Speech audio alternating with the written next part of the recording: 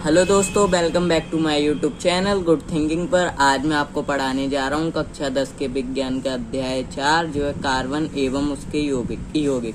तो दोस्तों, कार्बन एवं उनके यौगिक क्या होते हैं, तो आइए इसके बारे में हम डिस्कस करते हैं कि कार्बन एवं उनके यौगिक क्या होते हैं। तो दोस्तों देखिए, कार्बन अधातु है, इसका प्रतीक सी है।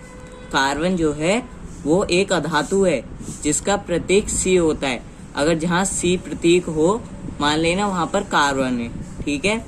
अब दोस्तों देखिए, सर्वतोमुखी तत्व कार्बन भूपर्पट्टी में खनिजों के रूप में 0.02% तथा वायुमंडल में कार्बन डाइऑक्साइड के रूप में 0.03% उपस्थित हैं। जो सर्वतोमुखी तत्व है वो कार्बन भूपर्पट्टी में खनिजों के रूप में 0.02% तथा वायुमंडल में कार्बन डाइऑक्साइड के रूप में 0.03% उपस्थित हैं। अब दोस्तों, जो सभी सजीवों, पौधों और जंतुओं का शरीर कार्बन यौगिकों का बना होता है। सभी जीवों, पौधे और जंतुओं का शरीर कार्बन यौगिकों का बना होता है। अब दोस्तों आइए समझते हैं कि कार्बन में सहसंयोजी आबंध क्या होते हैं।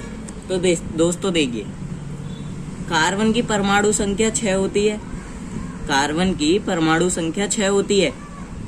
इलेक्ट्रॉनिक विन्यास जो सी, मैंने बताया था सी प्रतीक है कार्बन का, और कार्बन क्या है, अधातु है। तो इलेक्ट्रॉनिक विन्यास C6 इक्वल्स टू K/2L4। अगर हमने इसे तोड़ा तो देखिए K के नीचे 2 है, L के नीचे 4 है। अब दोस्तों देखिए, जो कार्बन है उसका उत्कृष्ट गैस विन्यास कैसे प्राप्त करता है। जो कार्बन उत्कृष्ट गैस विन्यास है वो कैसे प्राप्त करता है। अब दोस्तों देखिए, कार्बन चतुसंयोजी है। कार्बन चतुसंयोजी है। कार्बन ना तो 4 इलेक्ट्रॉन खोकर C4 धनात्मक धनायन, ना ही 4 इलेक्ट्रॉन प्राप्त कर C4 ऋणायन आयनिक आबंध बनाता है। 4 अतिरिक्त इलेक्ट्रॉनों को धारण करना कार्बन के लिए अत्यंत कठिन है। कार्बन द्वारा 4 इलेक्ट्रॉन खोने के लिए अत्यधिक ऊर्जा की आवश्यकता होगी। इसलिए कार्बन अपने अन्य परमाणु अथवा अन्य तत्व के परमाणुओं के इलेक्ट्रॉनों के साथ साझेदारी कर आबंध बनता है। दोस्तों ये थोड़ा बड़ा है, लेकिन आप अगर इसे समझ करके याद करेंगे तो आपको जरूर याद होगा। अब दोस्तों देखिए, इसका दूसरा पॉइंट क्या है। यदि आपको ये समझ में आया हो तो एक बार आपको फिर से ये मैं रिपीट करके बता दे रहा हूँ। दोस्तों देखिए, कार्बन चतुसंयोजी है।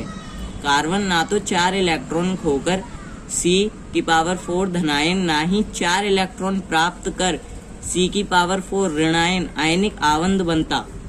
4 अतिरिक्त इलेक्ट्रॉनों को धारण करना कार्बन के लिए अत्यंत कठिन है। कार्बन द्वारा 4 इलेक्ट्रॉन खोने के लिए अत्यधिक ऊर्जा की आवश्यकता होगी। इसलिए कार्बन अपने अन्य परमाणु अथवा अन्य तत्वों के परमाणुओं के इलेक्ट्रॉनों के साथ साझेदारी कर आबंध बनता है। अब दूसरा पॉइंट समझते हैं, आइए। एक ही प्रकार या विभिन्न प्रकार के परमाणुओं के इलेक्ट्रॉनों की साझेदारी से बने आबंध को सहसंयोजी आबंध कहते हैं। एक ही प्रकार के जो या विभिन्न प्रकार के परमाणुओं के इलेक्ट्रॉनों की साझेदारी से बने आबंध को क्या कहते हैं, सहसंयोजी आबंध कहते हैं। अब दोस्तों देखिए, तीसरा पॉइंट, कार्बन के अतिरिक्त के परमाणु हाइड्रोजन, ऑक्सीजन, नाइट्रोजन और क्लोरीन भी इलेक्ट्रॉनों की साझेदारी से आबंध बनाते हैं। कार्बन के अतिरिक्त के परमाणु हाइड्रोजन, ऑक्सीजन, नाइट्रोजन और क्लोरीन भी इलेक्ट्रॉनों की साझेदारी से आबंध बनाते हैं। अब दोस्तों देखिए, मैं आपको एक डायग्राम समझाता हूँ। जैसे H2 यानी कि हाइड्रोजन। अब जो H2 है तो इसका मतलब देखिए, हमने H यहाँ पे 2 बनाए, या XX यानी कि 1, 2 हाइड्रोजन परमाणु। अब दोस्तों इन्हें हम पॉइंट के थ्रू भी समझते हैं, डॉट के थ्रू भी समझते हैं। अब दोस्तों देखिए, जो H2 अणु है, इन्हें हम कैसे करेंगे। तो H यहाँ पर 1, 2 तो हो गए ना तो इस पे कम पड़े ना इस पे कम पड़े, दोनों पे बराबर पड़े, सेम पड़े। अब दोस्तों देखिए, साझेदारी इलेक्ट्रॉन का जोड़ा ये साझेदारी इलेक्ट्रॉन का जोड़ा है। अब दोस्तों देखिए, हाइड्रोजन परमाणुओं के बीच आवंत, ये हाइड्रोजन परमाणुओं के बीच आवंत है, हाइड्रोजन परमाणुओं के बीच आवंत है। इन्हें हम डॉट से भी प्रदर्शित करते हैं और आप देख ही रहे होंगे एक्स से भी प्रदर्शित कर रहे हैं। ऐसे ही O2 है, ऑक्सीजन। तो दोस्तों देखिए, ओ ऑक्सीजन परमाणु, ऑक्सीजन, अब यहाँ O है तो O कितना होता है, 6 होता है। 1 2 3 4 5 6, यहाँ पे 1 2 3 4 5 6। अब देखिए, हमें यहाँ पर पूरा करने के लिए ना तो इसके पास कम पड़े और ना ही इसके पास कम पड़े, दोनों के पास बराबर होने चाहिए। ये जो O2 है ये मतलब दोनों के साथ, दोनों जोड़े में बराबर होने चाहिए। इन्हें हम कहते हैं ऑक्सीजन अणु। अब जो साझेदारी इलेक्ट्रॉन के दो जोड़े हैं वो ऑक्सीजन परमाणुओं के बीच द्विआवंत है। ये जो हैं ये 1 2 1 2, तो ये कहलाई जाएंगे द्विआवंत। अब आइए इससे आगे का हम समझते हैं। अब देखिए, जो नाइट्रोजन है N2, 1 2, मतलब हमने दो जोड़े लिए हैं।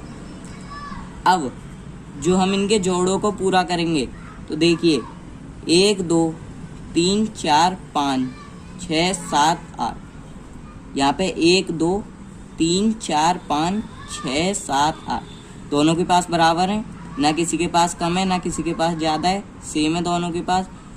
तो ये जो नाइट्रोजन अणु हैं इन्हें कहेंगे साझेदारी इलेक्ट्रॉन के 3 जोड़े। जैसे 1 2 3 1 2 3, ये 3 जोड़े हैं जो नाइट्रोजन परमाणुओं के बीच त्रिआवंत है। जो ये 3 जोड़े हैं ये नाइट्रोजन परमाणुओं के बीच त्रिआवंत है। अब जो जल के अणु में ऑक्सीजन और 2 हाइड्रोजन परमाणुओं में एकल आवंत, जल के अणु में ऑक्सीजन और 2 हाइड्रोजन परमाणुओं में एकल आवंत है। अब दोस्तों देखिए H2O, या H या O। अब दोस्तों देखिए, हमने यहाँ पे H2 है, H2 1 2, ऑक्सीजन 1 2 3 4 5 6 है। अब हमें इन्हें मतलब कि पूरा करने के लिए इनके हमने जैसे O, हम इन्हें करेंगे 1 2 3 4, 1 2 1 2, इसे हमने सर्कल लिया। यहाँ पे H के, यहाँ पे H था, H के पास 2 पूरा करने के लिए हमने 2 इससे लिए और 2 इससे लिए। तो दोस्तों देखिए जोड़ा बन गया, बना जोड़ा जल का अणु, जिसे कहते हैं जल का अणु। तो ये दोस्तों जोड़ा बना था 6 थे, 2 इसने इसे दे दिए, 2 इसके पास हैं, तो दोनों के पास पूरे पूरे हैं, यानी कि ये चीज़ संतुलित हो चुकी है एक तरीके से। तो ये जोड़ा हमारा एकदम सेम है, ना किसी के पास कम है ना किसी के पास ज़्यादा है। तो दोस्तों इससे ये वीडियो मैं यहीं समाप्त करता हूँ। इससे आगे का आपको अगली वीडियो में समझाऊंगा। Thank you.